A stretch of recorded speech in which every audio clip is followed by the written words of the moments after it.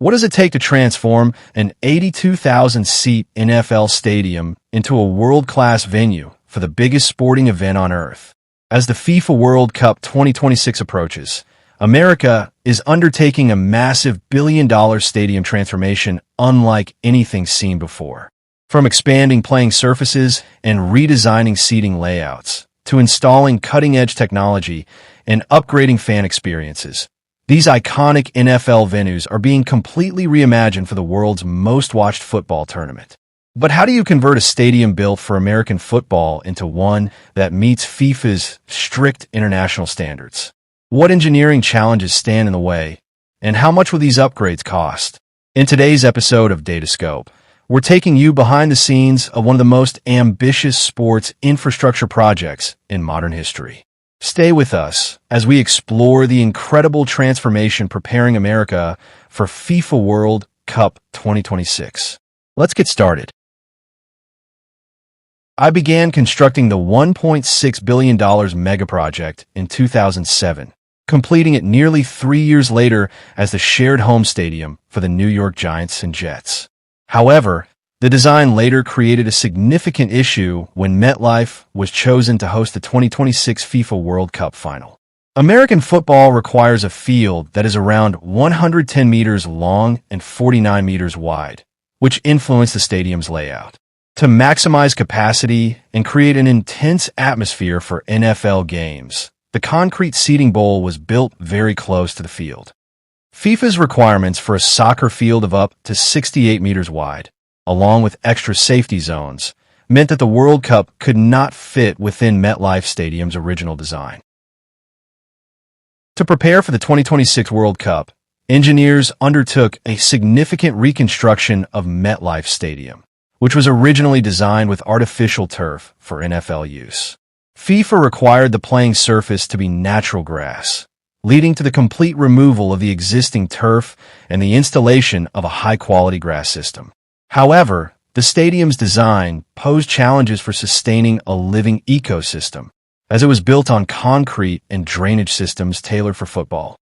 Additionally, the inconsistent natural sunlight and fluctuating temperature and humidity levels created further complications. To address these issues, FIFA collaborated with agronomy experts and implemented a remote grass growing system at a specialized farm in North Carolina. I grew more than 7,000 square meters of natural grass months in advance using a blend of 80% Kentucky bluegrass and 20% perennial ryegrass, known for their durability and elasticity. Engineers utilized robotic foot simulators to recreate real match conditions, allowing precise measurements of ball bounce and player traction. The grass was cultivated on a dense synthetic layer, enabling horizontal root growth instead of deep underground penetration. I was able to harvest the grass in massive sections that could be rolled up without harming the root system.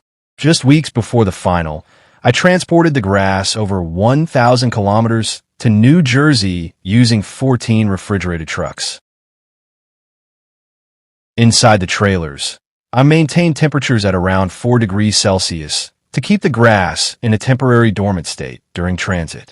Upon arrival at MetLife, I installed the grass onto a pre-built tray system, ensuring each tray was perfectly aligned to avoid errors that could accumulate over the field. Specialized equipment was used throughout the installation to fine-tune the positioning, resulting in almost invisible seams across the pitch.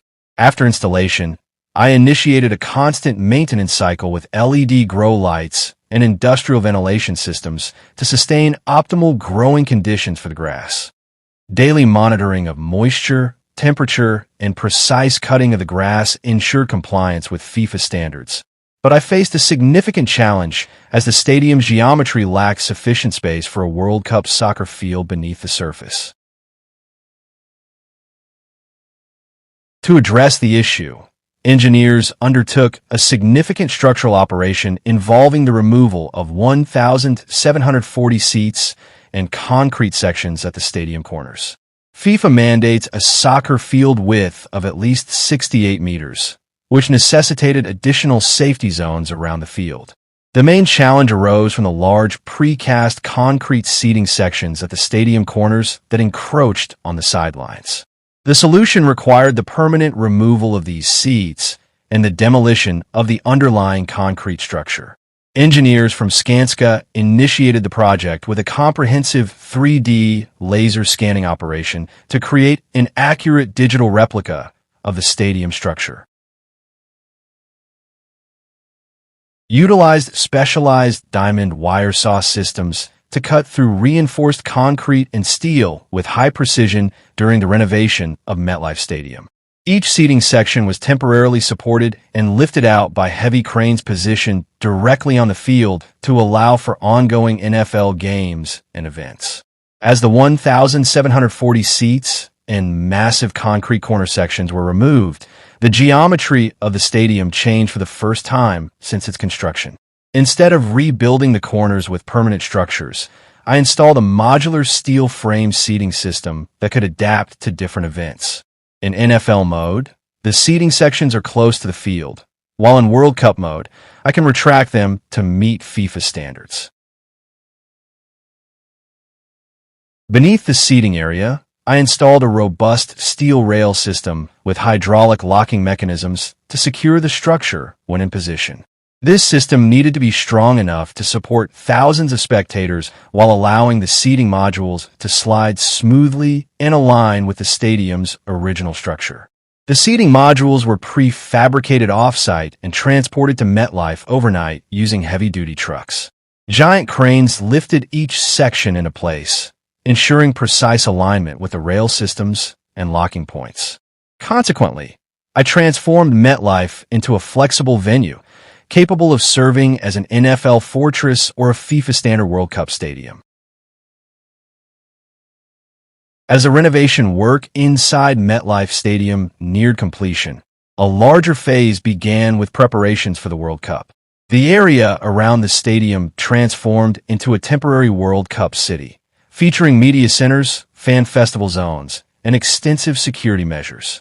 A massive security operation was put in place with surveillance cameras, security barriers, and rapid response teams deployed throughout the area.